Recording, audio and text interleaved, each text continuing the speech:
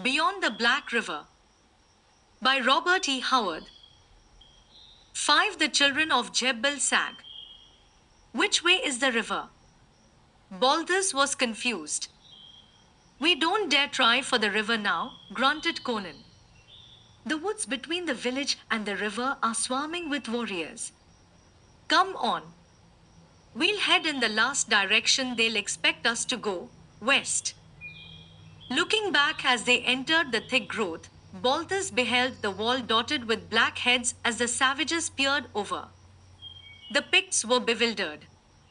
They had not gained the wall in time to see the fugitives take cover. They had rushed to the wall expecting to repel an attack in force. They had seen the body of the dead warrior. But no enemy was in sight. Balthus realized that they did not yet know their prisoner had escaped. From other sounds he believed that the warriors, directed by the shrill voice of Zogar Sag, were destroying the wounded serpent with arrows. The monster was out of the shaman's control. A moment later the quality of the yells was altered. Screeches of rage rose in the night. Conan laughed grimly. He was leading Balthus along a narrow trail that ran west under the black branches, stepping as swiftly and surely as if he trod a well-lighted thoroughfare. Balthus stumbled after him, guiding himself by feeling the dense wall on either hand. They'll be after us now. Zogar's discovered you're gone, and he knows my head wasn't in the pile before the altar hut. The dog.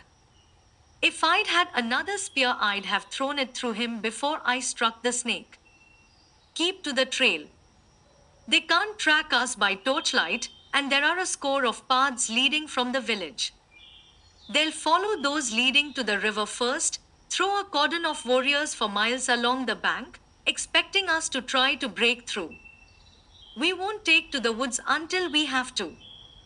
We can make better time on this trail. Now buckle down to it and run as you never ran before. They got over their panic cursed quick, panted Balthus, complying with a fresh burst of speed. They're not afraid of anything, very long, grunted Conan. For a space nothing was said between them. The fugitives devoted all their attention to covering distance. They were plunging deeper and deeper into the wilderness and getting farther away from civilization at every step, but Balthus did not question Conan's wisdom. The Cimmerian presently took time to grunt, when we are far enough away from the village we'll swing back to the river in a big circle. No other village within miles of Guavela. All the Picts are gathered in that vicinity. We'll circle wide around them. They can't track us until daylight. They'll pick up our path then, but before dawn we'll leave the trail and take to the woods. They plunged on. The yells died out behind them. Balthus' breath was whistling through his teeth. He felt a pain in his side, and running became torture. He blundered against the bushes on each side of the trail. Conan pulled up suddenly, turned and stared back down the dim path. Somewhere the moon was rising, a dim white glow amidst a tangle of branches. Shall we take to the woods? Panted Balthus. Give me your axe, murmured Conan softly. Something is close behind us. Then we'd better leave the trail, exclaimed Balthus. Conan shook his head and drew his companion into a dense thicket. The moon rose higher, making a dim light in the path. We can't fight the whole tribe, whispered Balthus. No human being could have found our trail so quickly, or followed us so swiftly, muttered Conan. Keep silent. There followed a tense silence in which Balthus felt that his heart could be heard pounding for miles away. Then abruptly, without a sound to announce its coming, a savage head appeared in the dim path. Balthus' heart jumped into his throat. At first glance he feared to look upon the awful head of the saber-tooth. But this head was smaller, more narrow. It was a leopard which stood there, snarling silently and glaring down the trail. What wine there was blowing toward the hiding men, concealing their scent. The beast lowered his head and snuffed the trail, then moved forward uncertainly. A chill played down Balthus' spine. The brute was undoubtedly trailing them. And it was suspicious. It lifted its head, its eyes glowing like balls of fire, and growled low in its throat. And at that instant Conan hurled the axe. All the weight of arm and shoulder was behind the throw, and the axe was a streak of silver in the dim moon. Almost before he realized what had happened, Balthus saw the leopard rolling on the ground in its death throes, the handle of the axe standing up from its head. The head of the weapon had split its narrow skull. Conan bounded from the bushes, wrenched his axe free and dragged the limp body in among the trees, concealing it from the casual glance. "Now let's go, and go fast," he grunted, leading the way southward, away from the trail. "There'll be warriors coming after that cat." As soon as he got his wits back, Zogar sent him after us. The Picts would follow him, but he'd leave them far behind. He'd circle the village until he hit our trail and then come after us like a streak. They couldn't keep up with him, but they'll have an idea as to our general direction. They'd follow, listening for his cry. Well, they won't hear that, but they'll find the blood on the trail and look around and find the body in the brush. They'll pick up our spoor there, if they can. Walk with care. He avoided clinging briars and low-hanging branches effortlessly, gliding between trees without touching the stems and always planting his feet in the places calculated to show least evidence of his passing. But with Balthus it was slower, more laborious work. No sound came from behind them. They had covered more than a mile when Balthus said, "Does Zogar Sag catch leopard cubs and train them for bloodhounds?" Conan shook his head. That was a leopard he called out of the woods. But, Balthus persisted, if he can order the beasts to do his bidding, why doesn't he rouse them all and have them after us? The forest is full of leopards, why send only one after us? Conan did not reply for a space, and when he did it was with a curious reticence. He can't command all the animals. Only such as remember Jebel Sag. Jebel Sag. Balthus repeated the ancient name hesitantly. He had never heard it spoken more than 3 or 4 times in his whole life. Once all living things worshipped him. That was long ago, when beasts and men spoke one language. Men have forgotten him, even the beasts forget. Only a few remember. The men who remember Jebel Sag and the beasts who remember are brothers and speak the same tongue. Balthus did not reply. He had strained at a Pictish stake and seen the night jungle give up its fanged horrors at a shaman's call. "Civilized men laugh," said Conan. "But not one can tell me how Zogar Sag can call pythons and tigers and leopards out of the wilderness and make them do his bidding. They would say it is a lie, if they dared. That's the way with civilized men. When they can't explain something by their half-baked science, they refuse to believe it." The people on the Tauran were closer to the primitive than most Aquilonians. Superstitions persisted, whose sources were lost in antiquity. And Balthus had seen that which still prickled his flesh. He could not refute the monstrous thing which Conan's words implied. "I've heard that there's an ancient grove sacred to Jebel Sag somewhere in this forest," said Conan. "I don't know. I've never seen it. But more beasts remember in this country than any I've ever seen. Then others will be on our trail." "They are now," was Conan's disquieting answer. "Zogar would never leave our tracking to one beast alone." "What are we to do, then?" asked Balthus uneasily, grasping his axe as he stared at the gloomy arches above him. His flesh crawled with the momentary expectation of ripping talons and fangs leaping from the shadows. "Wait." Conan turned, squatted and with his knife began scratching a curious symbol in the mold. Stooping to look at it over his shoulder, Balthus felt a crawling of the flesh along his spine, he knew not why. He felt no wind against his face, but there was a rustling of leaves above them, and a weird moaning swept ghostily through the branches. Conan glanced up inscrutably, then rose and stood staring somberly down at the symbol he had drawn. "What is it?" whispered Balthus. It looked archaic and meaningless to him. He supposed that it was his ignorance of artistry which prevented his identifying it as one of the conventional designs of some prevailing culture. But had he been the most erudite artist in the world, he would have been no nearer the solution. "I saw it carved in the rock of a cave no human had visited for 1,000,000 years, muttered Conan, "in the uninhabited mountains beyond the Sea of Vilayet, half a world away from this spot. Later I saw a black witch-finder of Kush scratch it in the sand of a nameless river.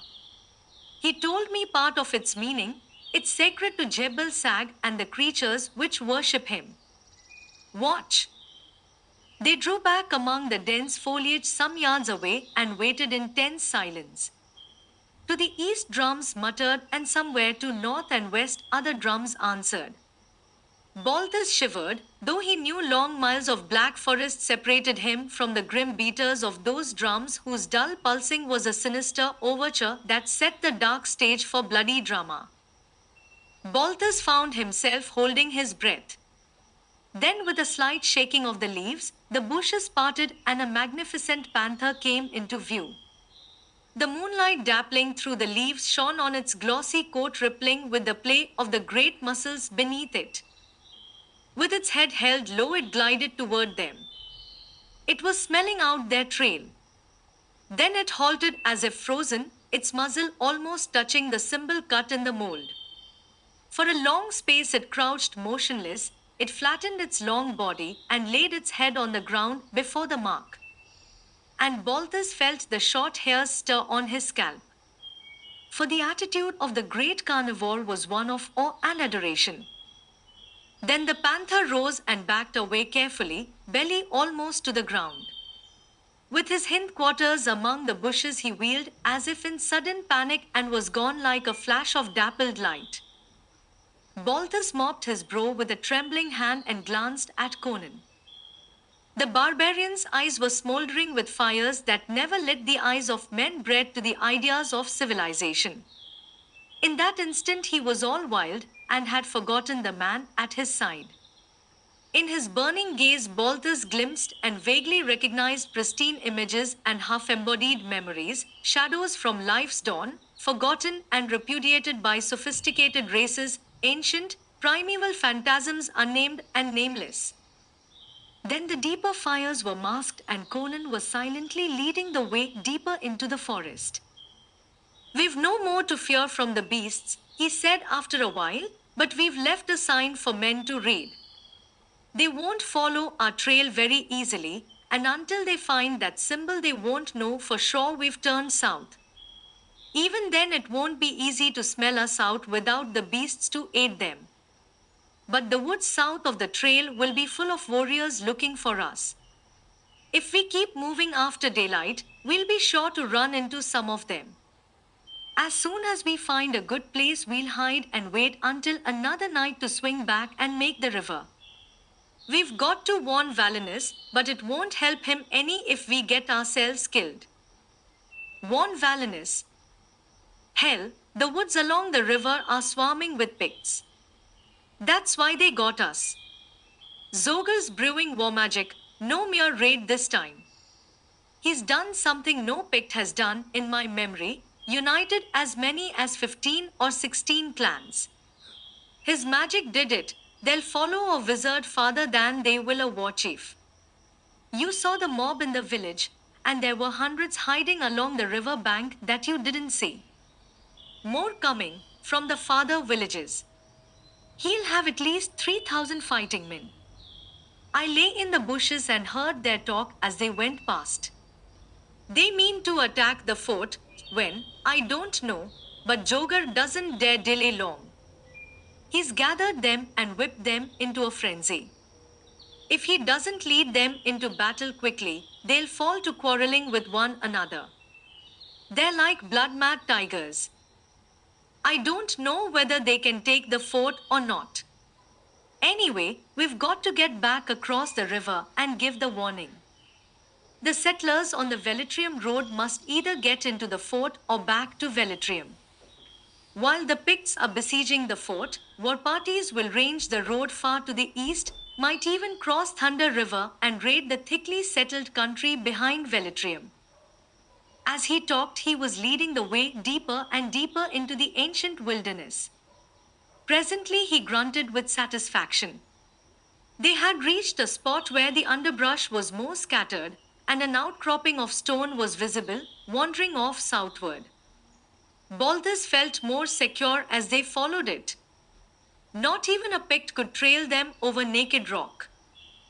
"How did you get away?" he asked presently. Conan tapped his mail shirt and helmet. If more borderers would wear harness, there would be fewer skulls hanging on the altar huts. But most men make noise if they wear armor. They were waiting on each side of the path, without moving. And when a Pict stands motionless, the very beasts of the forest pass him without seeing him. They'd seen us crossing the river and got in their places. If they'd gone into ambush after we left the bank, I'd have had some hint of it. But they were waiting, and not even a leaf trembled. The devil himself couldn't have suspected anything. The first suspicion I had was when I heard a shaft rasp against a bow as it was pulled back. I dropped and yelled for the men behind me to drop, but they were too slow, taken by surprise like that. Most of them fell at the first volley that raked us from both sides. Some of the arrows crossed the trail and struck Picts on the other side. I heard them howl. He grinned with vicious satisfaction. Such of us as were left plunged into the woods and closed with them. When I saw the others were all down or taken, I broke through and outfooted the painted devils through the darkness. They were all around me. I ran and crawled and sneaked, and sometimes I lay on my belly under the bushes while they passed me on all sides. I tried for the shore and found it lined with them, waiting for just such a move. But I'd have cut my way through and taken a chance on swimming, only I heard the drums pounding in the village and knew they'd taken somebody alive. They were all so engrossed in Zogar's magic that I was able to climb the wall behind the altar hut. There was a warrior supposed to be watching at that point, but he was squatting behind the hut and peering around the corner at the ceremony. I came up behind him and broke his neck with my hands before he knew what was happening. It was his spear I threw into the snake, and that's his axe you're carrying. "But what was that thing you killed in the altar hut?" asked Balthus, with a shiver at the memory of the dim-seen horror. "One of Zogar's gods. One of Jebel's children that didn't remember and had to be kept chained to the altar. A bull ape. The Picts think they're sacred to the hairy one who lives on the moon, the gorilla god of Gula. It's getting light. Here's a good place to hide until we see how close they're on our trail. Probably have to wait until night to break back to the river." A low hill pitched upward, girdled and covered with thick trees and bushes. Near the crest, Conan slid into a tangle of jutting rocks, crowned by dense bushes. Lying among them, they could see the jungle below without being seen. It was a good place to hide or defend. Balthus did not believe that even a Pict could have trailed them over the rocky ground for the past 4 or 5 miles, but he was afraid of the beasts that obeyed Zogar Sag. His faith in the curious symbol wavered a little now. But Conan had dismissed the possibility of beasts tracking them. A ghostly whiteness spread through the dense branches, and the patches of sky visible altered in hue, grew from pink to blue. Balthus felt the gnawing of hunger, though he had slaked his thirst at a stream they had skirted. There was complete silence, except for an occasional chirp of a bird. The drums were no longer to be heard.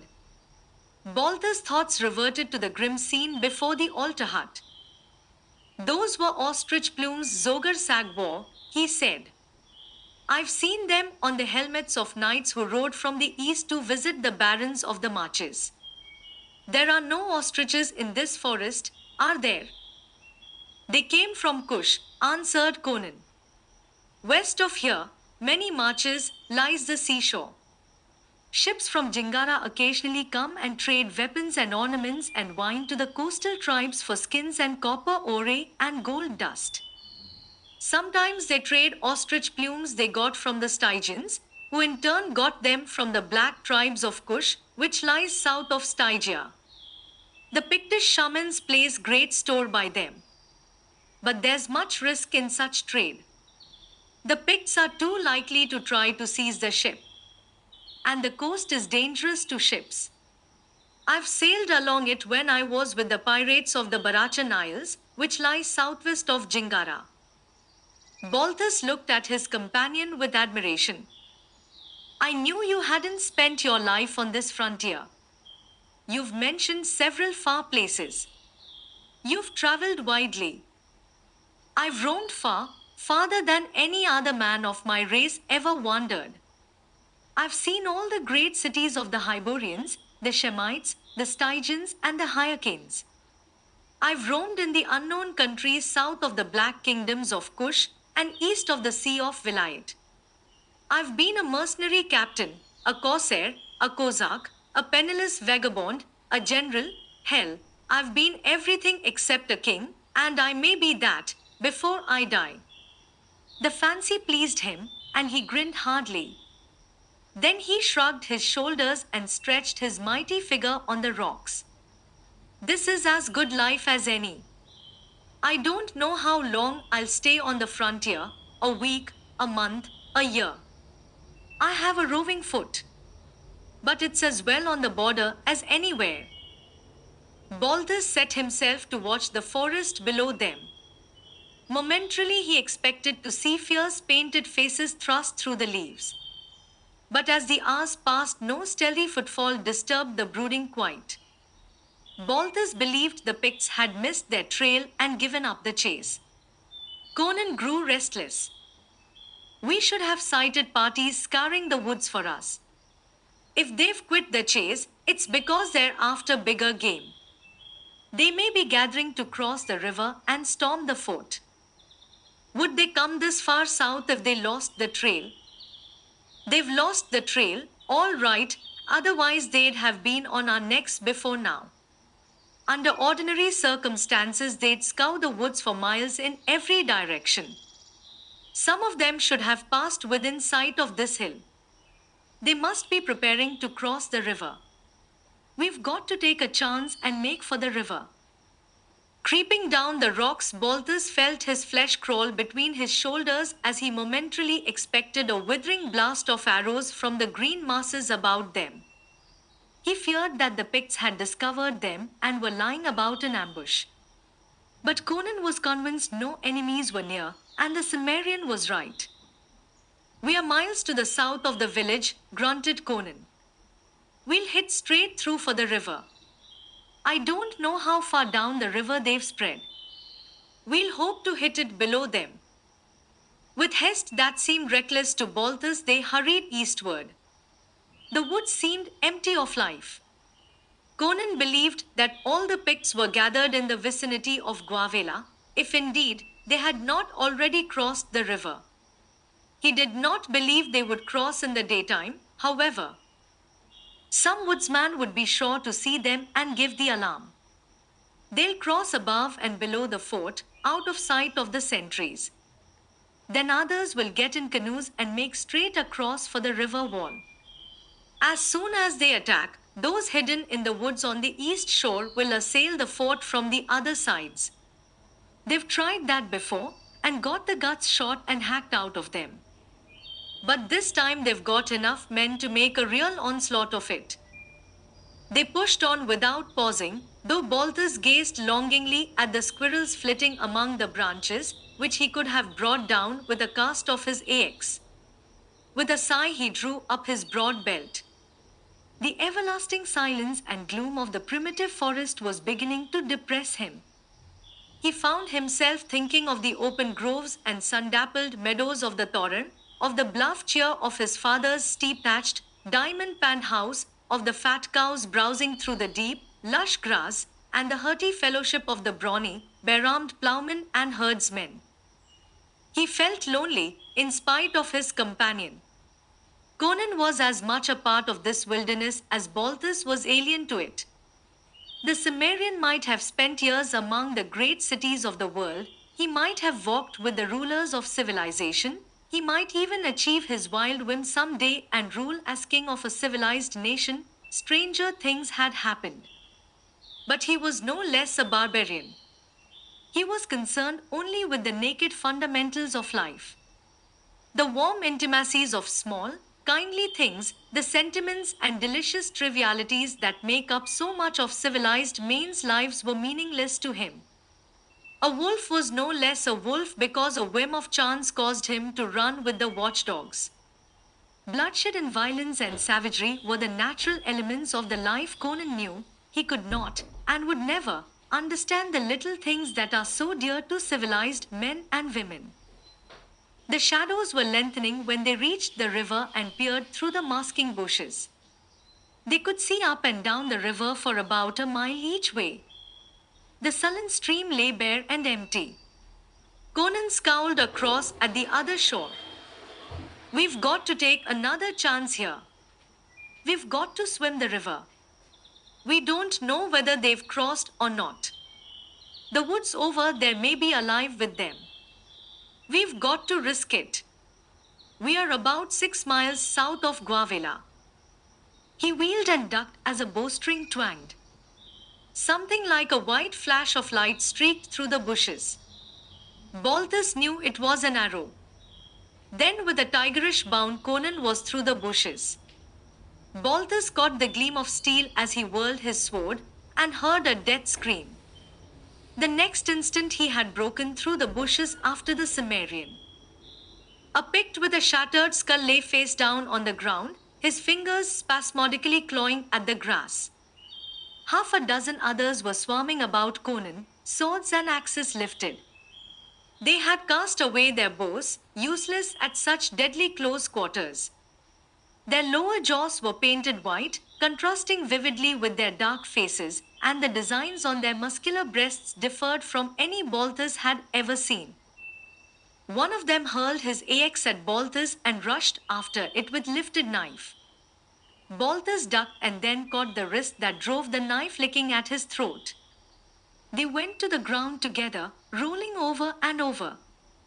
The Pict was like a wild beast, his muscles hard as steel strings. Balthus was striving to maintain his hold on the wild man's wrist and bring his own axe into play, but so fast and furious was the struggle that each attempt to strike was blocked. The Pict was wrenching furiously to free his knife hand, was clutching at Balthus' axe, and driving his knees at the youth's groin.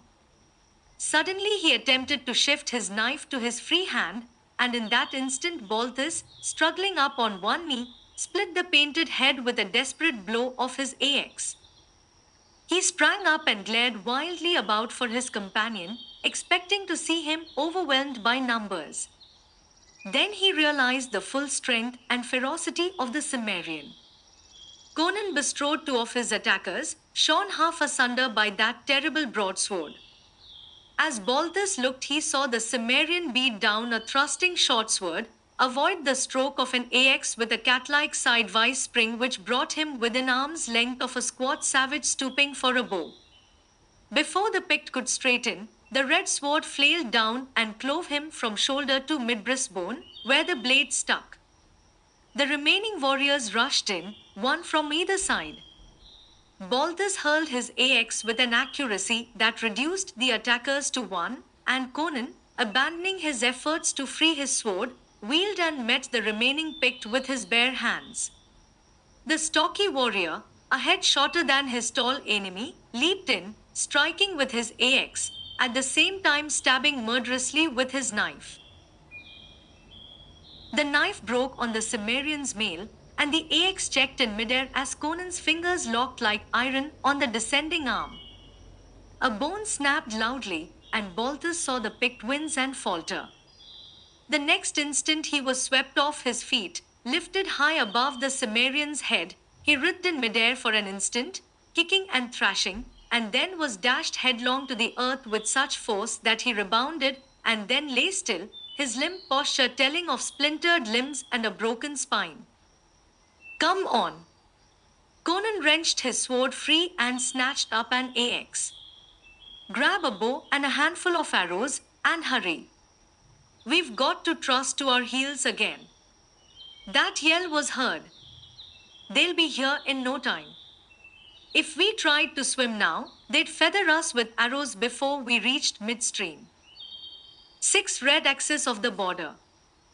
Conan did not plunge deeply into the forest.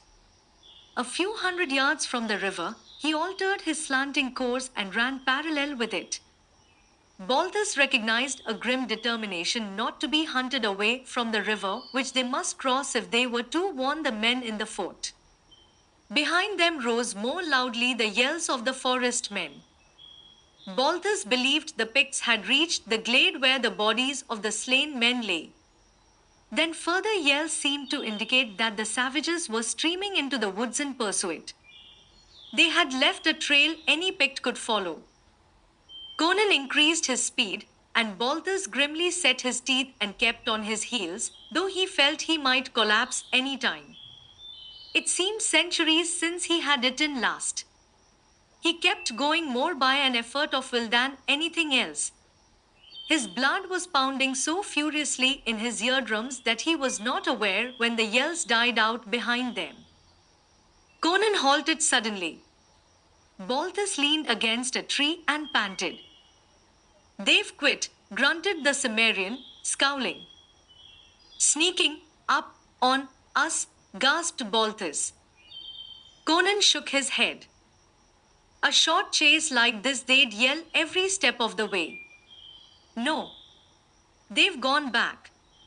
I thought I heard somebody yelling behind them a few seconds before the noise began to get dimmer. They've been recalled. And that's good for us, but damn it bad for the men in the fort. It means the warriors are being summoned out of the woods for the attack. These men we ran into were warriors from a tribe down the river. They were undoubtedly headed for Guavela to join in the assault on the fort. Damn it, we are farther away than ever now. We've got to get across the river. Turning east, he hurried through the thickets with no attempt at concealment. Balthus followed him, for the first time feeling the sting of lacerations on his breast and shoulder where the Pict's savage teeth had scored him. He was pushing through the thick bushes that fringed the bank when Conan pulled him back. Then he heard a rhythmic splashing, and peering through the leaves, saw a dugout canoe coming up the river, its single occupant paddling hard against the current. He was a strongly built Pict with a white heron feather thrust in a copper band that confined his square-cut mane. That's a Guavela man, muttered Conan. Emissary from Zogar. White plume shows that. He's carried a peace talk to the tribes down the river, and now he's trying to get back and take a hand in the slaughter. The lone ambassador was now almost even with their hiding place, and suddenly Balthus almost jumped out of his skin. At his very ear had sounded the harsh gutturals of a Pict. Then he realized that Conan had called to the paddler in his own tongue. The man started, scanned the bushes and called back something, then cast a startled glance across the river, bent low and sent the canoe shooting in toward the western bank. Not understanding, Balthus saw Conan take from his hand the bow he had picked up in the glade and notch an arrow. The Pict had run his canoe in close to the shore, and staring up into the bushes, called out something. His answer came in the twang of the bowstring, the streaking flight of the arrow that sunk to the feathers in his broad breast. With a choking gasp, he slumped sidewise and rolled into the shallow water. In an instant, Conan was down the bank and wading into the water to grasp the drifting canoe. Balthus stumbled after him and somewhat dazedly crawled into the canoe. Conan scrambled in, seized the paddle, and sent the craft shooting toward the eastern shore. Balthus noted with envious admiration the play of the great muscles beneath the sunburnt skin. The Cimmerian seemed an iron man who never knew fatigue. "What did you say to the Pict?" asked Balthus. "Told him to pull into shore, said there was a white forest runner on the bank who was trying to get a shot at him." "That doesn't seem fair," Balthus objected. "He thought a friend was speaking to him." "You mimicked a Pict perfectly." "We needed his boat," grunted Conan, not pausing in his exertions. "Only way to lure him to the bank. Which is worse, to betray a Pict who would enjoy skinning us both alive, or betray the men across the river whose lives depend on our getting over?" Balthus mulled over this delicate ethical question for a moment, then shrugged his shoulder and asked, "How far are we from the fort?" Conan pointed to a creek which flowed into Black River from the east, a few hundred yards below them. "That's South Creek. It's 10 miles from its mouth to the fort. It's the southern boundary of Conajohara. Marshes miles wide south of it. No danger of a raid from across them. 9 miles above the fort, North Creek forms the other boundary. Marshes beyond that, too. That's why an attack must come from the west, across Black River. Conajohara's just like a spear, with a point 19 miles wide, thrust into the Pictish wilderness. Why don't we keep to the canoe and make the trip by water?" "Because, considering the current we've got to brace, and the bends in the river, we can go faster afoot. Besides, remember Guavela is south of the fort. If the Picts are crossing the river, we'd run right into them." Dusk was gathering as they stepped upon the eastern bank. Without pause, Conan pushed on northward, at a pace that made Balthus' sturdy legs ache. "Valinus wanted a fort built at the mouths of North and South Creeks," grunted the Cimmerian. "Then the river could be patrolled constantly. But the government wouldn't do it. Soft-bellied fools sitting on velvet cushions with naked girls offering them iced wine on their knees, I know the breed. They can't see any farther than their palace wall.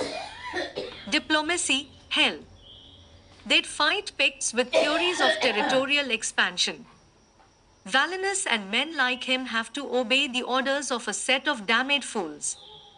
They'll never grab any more Pictish land, any more than they'll ever rebuild Venerium. The time may come when they'll see the barbarians swarming over the walls of the eastern cities." A week before, Balthus would have laughed at any such preposterous suggestion. Now he made no reply. He had seen the unconquerable ferocity of the men who dwelt beyond the frontiers. He shivered, casting glances at the sullen river, just visible through the bushes, at the arches of the trees which crowded close to its banks. He kept remembering that the Picts might have crossed the river and be lying in ambush between them and the fort. It was fast growing dark. A slight sound ahead of them jumped his heart into his throat, and Conan's sword gleamed in the air. He lowered it when a dog, a great, gaunt, scarred beast, slunk out of the bushes and stood staring at them. That dog belonged to a settler who tried to build his cabin on the bank of the river a few miles south of the fort, grunted Conan.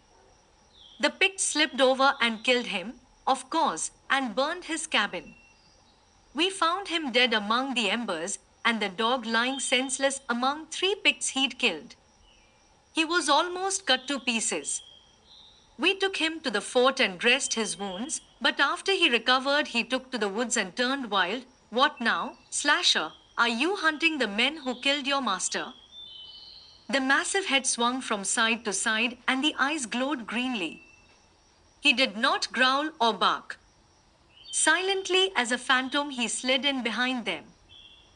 "Let him come," muttered Conan. "He can smell the devils before we can see them." Balthus smiled and laid his hand caressingly on the dog's head. The lips involuntarily writhed back to display the gleaming fangs, then the great beast bent his head sheepishly, and his tail moved with jerky uncertainty, as if the owner had almost forgotten the emotions of friendliness. Balthus mentally compared the great gaunt hard body with the fat sleek hounds tumbling vociferously over one another in his father's kennel yard. He sighed. The frontier was no less hard for beasts than for men.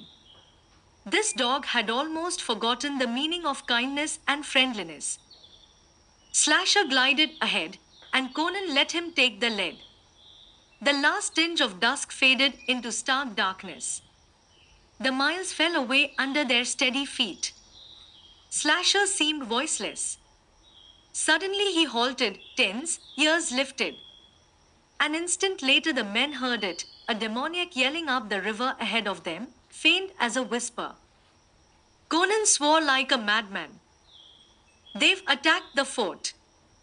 We are too late. Come on. He increased his pace, trusting to the dog to smell out ambushes ahead. In a flood of tense excitement, Balthus forgot his hunger and weariness. The yells grew louder as they advanced, and above the devilish screaming they could hear the deep shouts of the soldiers. Just as Balthus began to fear they would run into the savages who seemed to be howling just ahead of them, Conan swung away from the river in a wide semicircle that carried them to a low rise from which they could look over the forest. They saw the fort, lighted with torches thrust over the parapets on long poles. These cast a flickering, uncertain light over the clearing, and in that light they saw throngs of naked, painted figures along the fringe of the clearing. The river swarmed with canoes. The Picts had the fort completely surrounded. An incessant hail of arrows rained against the stockade from the woods and the river. The deep twanging of the bowstrings rose above the howling. Yelling like wolves, several hundred naked warriors with axes in their hands ran from under the trees and raced toward the eastern gate.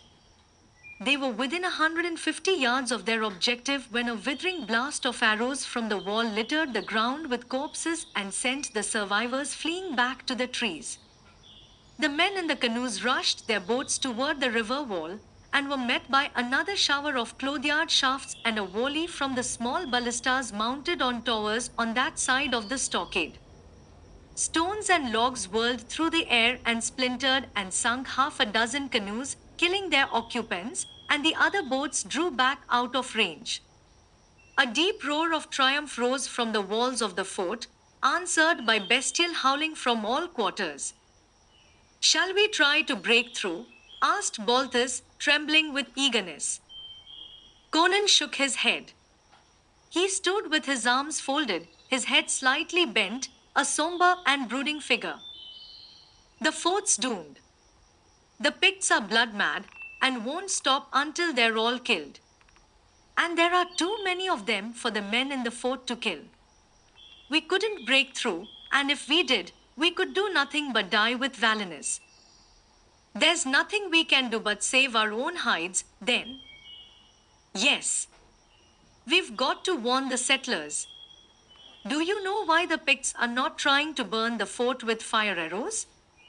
Because they don't want a flame that might warn the people to the east.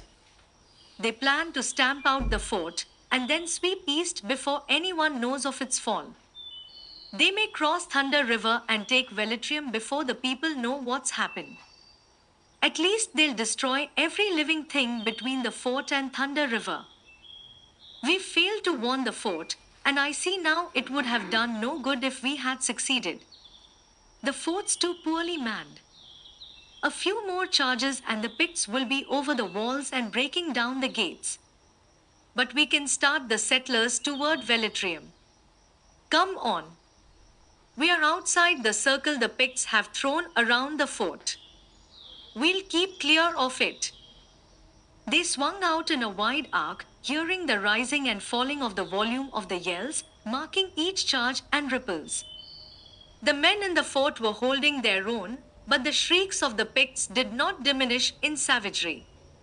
They vibrated with a timbre that held assurance of ultimate victory. Before Balthus realized they were close to it, they broke into the road leading east. Now run, grunted Conan. Balthus set his teeth. It was 19 miles to Velitrium, a good 5 to Scalp Creek beyond which began the settlements.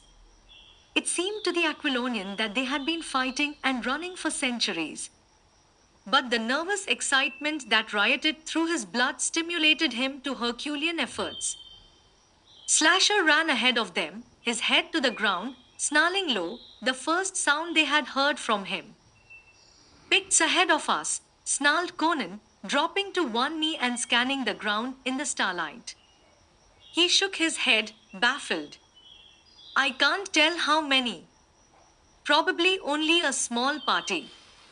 Some that couldn't wait to take the fort. They've gone ahead to butcher the settlers in their beds. Come on. Ahead of them presently they saw a small blaze through the trees and heard a wild and ferocious chanting. The trail bent there, and leaving it, they cut across the bend, through the thickets.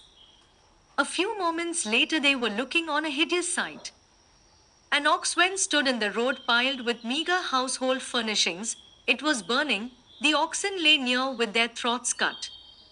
A man and a woman lay in the road, stripped and mutilated. 5 Picts were dancing about them with fantastic leaps and bounds, waving bloody axes. One of them brandished the woman's red-smeared gown. At the sight a red had swam before Balthus. Lifting his bow he lined the prancing figure, black against the fire, and loosed. The slayer leaped convulsively and fell dead with the arrow through his heart. Then the 2 white men and the dog were upon the startled survivors. Conan was animated merely by his fighting spirit and an old racial hate, but Balthus was afire with wrath. He met the first Pict to oppose him with a ferocious swipe that split the painted skull, and sprang over his falling body to grapple with the others. But Conan had already killed one of the 2 he had chosen, and the leap of the Aquilonian was a second late. The warrior was down with the long sword through him even as Balthus' axe was lifted. Turning toward the remaining Pict, Balthus saw Slasher rise from his victim, his great jaws dripping blood. Balthus said nothing as he looked down at the pitiful forms in the road beside the burning wen. Both were young, the woman little more than a girl. By some whim of chance the Picts had left her face unmarred, and even in the agonies of an awful death it was beautiful. But her soft young body had been hideously slashed with many knives. A mist clouded Balthus' eyes and he swallowed chokingly. The tragedy momentarily overcame him. He felt like falling upon the ground and weeping and biting the earth. Some young couple just hitting out on their own, Conan was saying as he wiped his sword unemotionally. On their way to the fort when the Picts met them. Maybe the boy was going to enter the service, maybe take up land on the river. Well, that's what will happen to every man, woman and child this side of Thunder River if we don't get them into Velitrium in a hurry. Balthus' knees trembled as he followed Conan. But there was no hint of weakness in the long easy stride of the Cimmerian. There was a kinship between him and the great gaunt brute that glided beside him. Slasher no longer growled with his head to the trail. The way was clear before them. The yelling on the river came faintly to them, but Balthus believed the fort was still holding. Conan halted suddenly, with an oath. He showed Balthus a trail that led north from the road. It was an old trail, partly grown with new young growth, and this growth had recently been broken down. Balthus realized this fact more by feel than sight, though Conan seemed to see like a cat in the dark.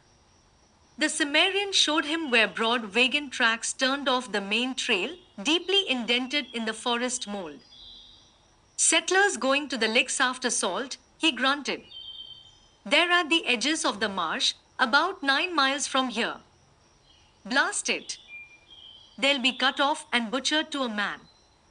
Listen. One man can warn the people on the road. Go ahead and wake them up and herd them into Velitrium. I'll go and get the men gathering the salt. They'll be camped by the licks. We won't come back to the road. We'll head straight through the woods. With no further comment, Conan turned off the trail and hurried down the dim path, and Balthus, after staring after him for a few moments, set out along the road. The dog had remained with him and glided softly at his heels.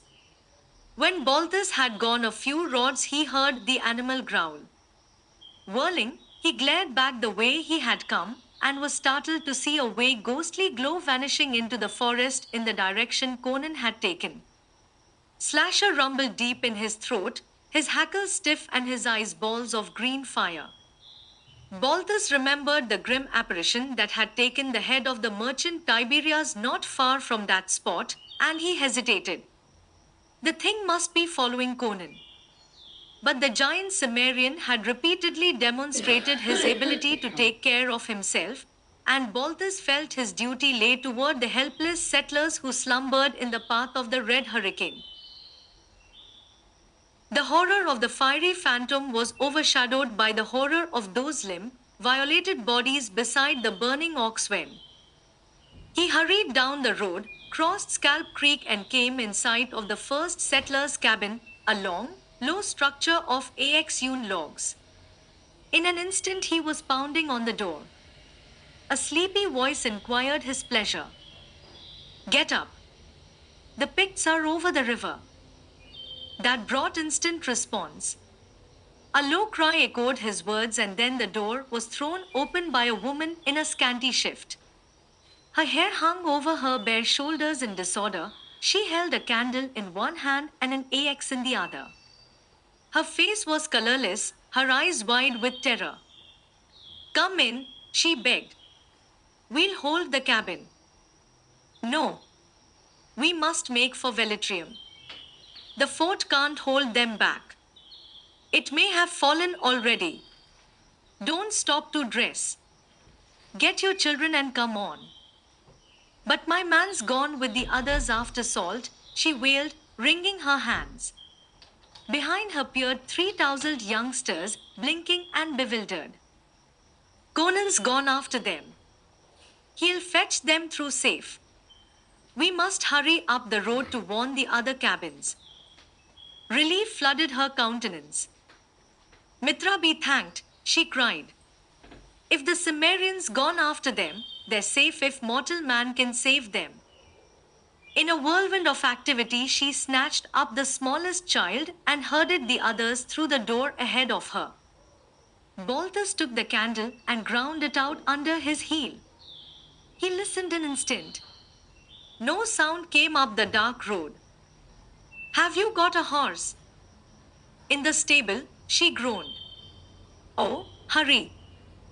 He pushed her aside as she fumbled with shaking hands at the bars. He led the horse out and lifted the children on its back, telling them to hold to its mane and to one another. They stared at him seriously, making no outcry. The woman took the horse's halter and set out up the road. She still gripped her AX, and Balthus knew that if cornered she would fight with the desperate courage of a she-panther.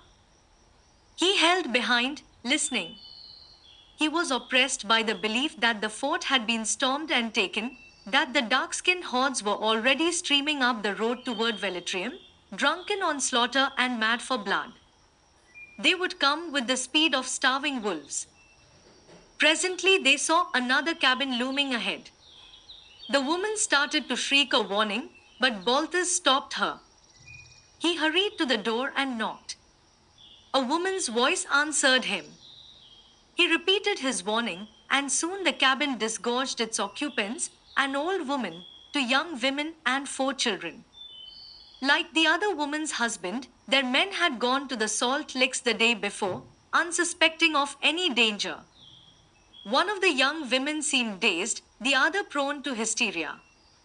But the old woman, a stern old veteran of the frontier, quieted them harshly. She helped Balthus get out the 2 horses that were stabled in a pen behind the cabin and put the children on them. Balthus urged that she herself mount with them, but she shook her head and made one of the younger women ride. She's with child, grunted the old woman. I can walk and fight too, if it comes to that. As they set out, one of the women said, a young couple passed along the road about dusk. We advised them to spend the night at our cabin, but they were anxious to make the fort tonight. Did. They met the Picts, answered Balthus briefly, and the woman sobbed in horror. They were scarcely out of sight of the cabin when some distance behind them quivered a long high-pitched yell. A wolf! Exclaimed one of the women. A painted wolf with an axe in his hand, muttered Balthus. Go! Rouse the other settlers along the road and take them with you. I'll scout along behind. Without a word, the old woman herded her charges ahead of her. As they faded into the darkness, Balthus could see the pale ovals that were the faces of the children twisted back over their shoulders to stare toward him. He remembered his own people on the Torrent, and a moment's giddy sickness swam over him. With momentary weakness, he groaned and sunk down in the road. His muscular arm fell over Slasher's massive neck, and he felt the dog's warm, moist tongue touch his face. He lifted his head and grinned with a painful effort. Come on, boy, he mumbled, rising. We've got work to do. A red glow suddenly became evident through the trees. The Picts had fired the last hut. He grinned. How Zogar Sag would froth if he knew his warriors had let their destructive natures get the better of them. The fire would warn the people farther up the road. They would be awake and alert when the fugitives reached them. But his face grew grim. The women were traveling slowly, on foot and on the overloaded horses. The swift-footed Picts would run them down within a mile, unless he took his position behind a tangle of fallen logs beside the trail. The road west of him was lighted by the burning cabin, and when the Picts came, he saw them first, black furtive figures etched against the distant glare. Drawing a shaft to the head, he loosed and one of the figures crumpled. The rest melted into the woods on either side of the road. Slasher whimpered with the killing lust beside him. Suddenly a figure appeared on the fringe of the trail, under the trees, and began gliding toward the fallen timbers. Balthus' bowstring twanged and the Pict yelped, staggered and fell into the shadows with the arrow through his thigh. Slasher cleared the timbers with a bound and leaped into the bushes. They were violently shaken, and then the dog slunk back to Balthus' side, his jaws crimson. No more appeared in the trail. Balthus began to fear they were stealing past his position through the woods, and when he heard a faint sound to his left, he loosed blindly. He cursed as he heard the shaft splinter against a tree, but Slasher glided away as silently as a phantom, and presently Balthus heard a thrashing and a gurgling. Then Slasher came like a ghost through the bushes, snuggling his great, crimson-stained head against Balthus' arm. Blood oozed from a gash in his shoulder, but the sounds in the wood had ceased forever. The men lurking on the edges of the road evidently sensed the fate of their companion, and decided that an open charge was preferable to being dragged down in the dark by a devil beast they could neither see nor hear. Perhaps they realized that only one man lay behind the logs. They came with a sudden rush, breaking cover from both sides of the trail. 3 dropped with arrows through them, and the remaining pair hesitated. One turned and ran back down the road, but the other lunged over the breastwork, his eyes and teeth gleaming in the dim light, his axe lifted. Balthus' foot slipped as he sprang up, but the slip saved his life. The descending axe shaved a lock of hair from his head, and the Pict rolled down the logs from the force of his wasted blow. Before he could regain his feet, Slasher tore his throat out. Then followed a tense period of waiting, in which time Balthus wondered if the man who had fled had been the only survivor of the party. Obviously, it had been a small band that had either left the fighting at the fort or was scouting ahead of the main body. Each moment that passed increased the chances for safety of the women and children hurrying toward Velitrium. Then, without warning, a shower of arrows whistled over his retreat. A wild howling rose from the woods along the trail. Either the survivor had gone after aid, or another party had joined the first. The burning cabin still smoldered, lending a little light. Then they were after him, gliding through the trees beside the trail. He shot 3 arrows and threw the bow away. As if sensing his plight, they came on, not yelling now, but in deadly silence except for a swift pad of many feet. He fiercely hugged the head of the great dog growling at his side, muttered, "All right, boy, give 'em hell," and sprang to his feet, drawing his axe. Then the dark figures flooded over the breastworks and closed in a storm of flailing axes, stabbing knives and ripping fangs. 7. The devil in the fire. When Conan turned from the Velitrium road, he expected a run of some 9 miles and set himself to the task. But he had not gone far when he heard the sounds of a party of men ahead of him. From the noise they were making in their progress, he knew they were not Picts. He hailed them. "Who's there?" challenged a harsh voice. "Stand where you are until we know you, or you'll get an arrow through you." "You couldn't hit an elephant in this darkness," answered Conan impatiently. "Come on, fool, it's I, Conan. The Picts are over the river." "We suspected as much," answered the leader of the men, as they strode forward, tall, rangy men, stern-faced, with bows in their hands. "One of our party wounded an antelope and tracked it nearly to Black River. He heard them yelling down the river and ran back to our camp. We left the salt and the wagons, turned the oxen loose and came as swiftly as we could. If the Picts are besieging the fort, war parties will be ranging up the road toward our cabins." "Your families are safe," grunted Conan. "My companion went ahead to take them to Velitrium. If we go back to the main road, we may run into the whole horde. We'll strike southeast, through the timber. Go ahead.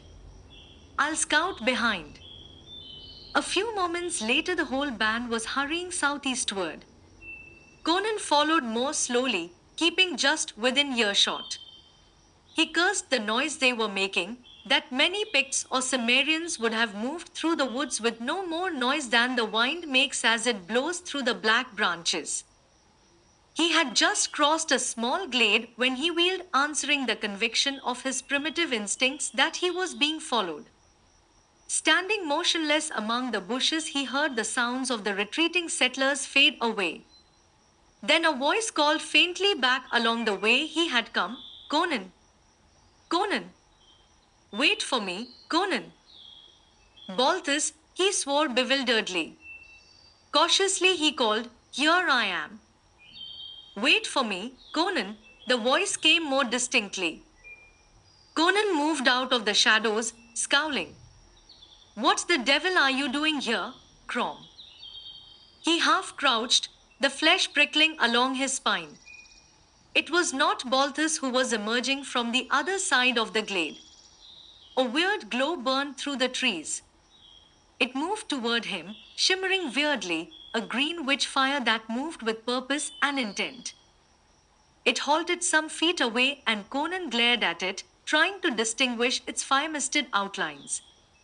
The quivering flame had a solid core. The flame was but a green garment that masked some animate and evil entity, but the Cimmerian was unable to make out its shape or likeness. Then, shockingly, a voice spoke to him from amidst the fiery column. "Why do you stand like a sheep waiting for the butcher, Conan?" The voice was human but carried strange vibrations that were not human. "Sheep?" Conan's wrath got the best of his momentary awe. "Do you think I'm afraid of a damned Pictish swamp devil? A friend called me." "I called in his voice," answered the other. "The men you follow belong to my brother. I would not rob his knife of their blood. But you are mine." "Oh, fool, You have come from the far grey hills of Samaria to meet your doom in the forests of Konajohara. You've had your chance at me before now, snorted Conan. Why didn't you kill me then, if you could? My brother had not painted a skull black for you and hurled it into the fire that burns forever on Gullah's black altar. He had not whispered your name to the black ghosts that haunt the uplands of the dark land. But a bat has flown over the mountains of the dead and drawn your image in blood on the white tiger's hide that hangs before the long hut where sleep the four brothers of the night. The great serpents call about their feet and the stars burn like fireflies in their hair. Why have the gods of darkness doomed me to death? Growled Conan.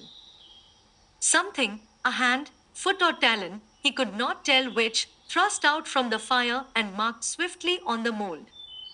A symbol blazed there, marked with fire, and faded, but not before he recognized it. You dared make the sign which only a priest of Jebel Sag dare make. Thunder rumbled through the black mountain of the dead, and the altar hut of Gullah was thrown down by a wind from the gulf of ghosts. The loon which is messenger to the four brothers of the night flew swiftly and whispered your name in my ear. Your head will hang in the altar hut of my brother. Your body will be eaten by the black-winged, sharp-beaked children of Jeel. Who the devil is your brother? Demanded Conan. His sword was naked in his hand, and he was subtly loosening the axe in his belt. Zogar Sag, a child of Jebel Sag who still visits his sacred groves at times. A woman of Gwavela slept in a grove holy to Jebel Sag. Her babe was Zogar Sag. I too am a son of Jebel Sag, out of a fire being from a far realm. Zogar Sag summoned me out of the misty lands. With incantations and sorcery and his own blood, he materialized me in the flesh of his own planet. We are one, tied together by invisible threads. His thoughts are my thoughts. If he is struck, I am bruised. If I am cut, he bleeds. But I have talked enough. Soon your ghost will talk with the ghosts of the dark land, and they will tell you of the old gods which are not dead, but sleep in the outer abysses, and from time to time awake. I'd like to see what you look like, muttered Conan, working his axe free, you who leave a track like a bird, who burn like a flame and yet speak with a human voice. You shall see, answered the voice from the flame, see, and carry the knowledge with you into the dark land. The flames leaped and sunk, dwindling and dimming. A face began to take shadowy form. At first Conan thought it was Zogar Sag himself who stood wrapped in green fire. But the face was higher than his own and there was a demoniac aspect about it. Conan had noted various abnormalities about Zogar Sag's features, an obliqueness of the eyes, a sharpness of the ears, a wolfish thinness of the lips. These peculiarities were exaggerated in the apparition which swayed before him. The eyes were red as coals of living fire. More details came into view, a slender torso, covered with snaky scales, which was yet manlike in shape, with manlike arms, from the waist upward, below, long crane-like legs ended in splay, three-toed feet like those of some huge bird. Along the monstrous limbs the blue fire fluttered and ran. He saw it as through a glistening mist. Then suddenly it was towering over him, though he had not seen it move toward him. A long arm, which for the first time he noticed was armed with curving, sickle-like talons, swung high and swept down at his neck. With a fierce cry he broke the spell and bounded aside, hurling his axe. The demon avoided the cast with an unbelievably quick movement of its narrow head and was on him again with a hissing rush of leaping flames. But fear had fought for it when it slew its other victims, and Conan was not afraid. He knew that any being clothed in material flesh can be slain by material weapons, however grisly its form may be. One flailing talon-armed limb knocked his helmet from his head. A little lower and it would have decapitated him. But fierce joy surged through him as his savagely driven sword sunk deep in the monster's groin. He bounded backward from a flailing stroke, tearing his sword free as he leaped. The talons raked his breast, ripping through mailings as if they had been cloth. But his return spring was like that of a starving wolf. He was inside the lashing arms and driving his sword deep in the monster's belly, felt the arms lock about him and the talons ripping the mail from his back as they sought his vitals. He was lapped and dazzled by blue flame that was chill as ice. Then he had torn fiercely away from the weakening arms and his sword cut the air in a tremendous swipe. The demon staggered and fell sprawling sidewise, its head hanging only by a shred of flesh. The fires that veiled it leaped fiercely upward, now red as gushing blood, hiding the figure from view. A scent of burning flesh filled Conan's nostrils. Shaking the blood and sweat from his eyes, he wheeled and ran staggering through the woods. Blood trickled down his limbs. Somewhere, miles to the south, he saw the faint glow of flames that might mark a burning cabin. Behind him, toward the road, rose a distant howling that spurred him to greater efforts. 8 Konajohara no more. There had been fighting on Thunder River, fierce fighting before the walls of Velitrium, axe and torch had been piled up and down the bank, and many a settler's cabin lay in ashes before the painted horde was rolled back. A strange quiet followed the storm, in which people gathered and talked in hushed voices, and men with red-stained bandages drank their ale silently in the taverns along the river bank.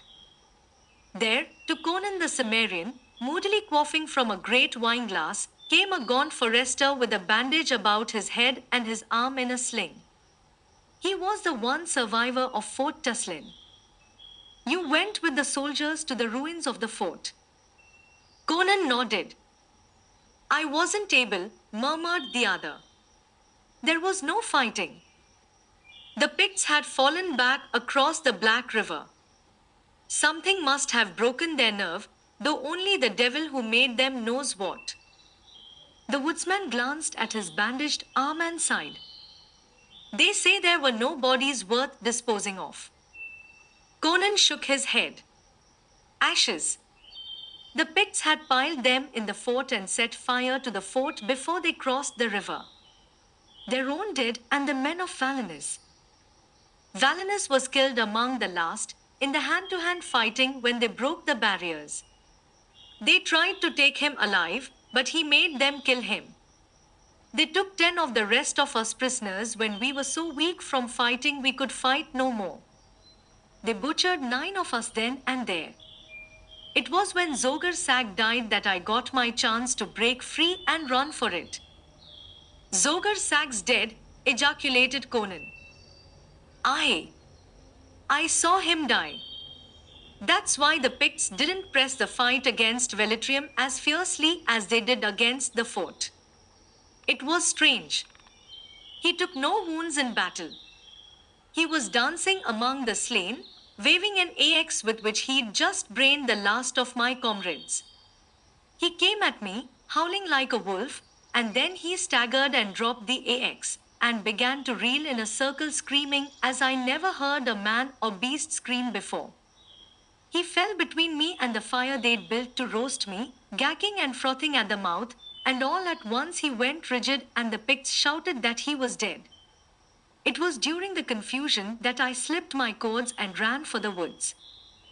I saw him lying in the firelight. No weapon had touched him. Yet there were red marks like the wounds of a sword in the groin, belly and neck, the last as if his head had been almost severed from his body. What do you make of that? Conan made no reply, and the forester, aware of the reticence of barbarians on certain matters, continued, he lived by magic, and somehow, he died by magic.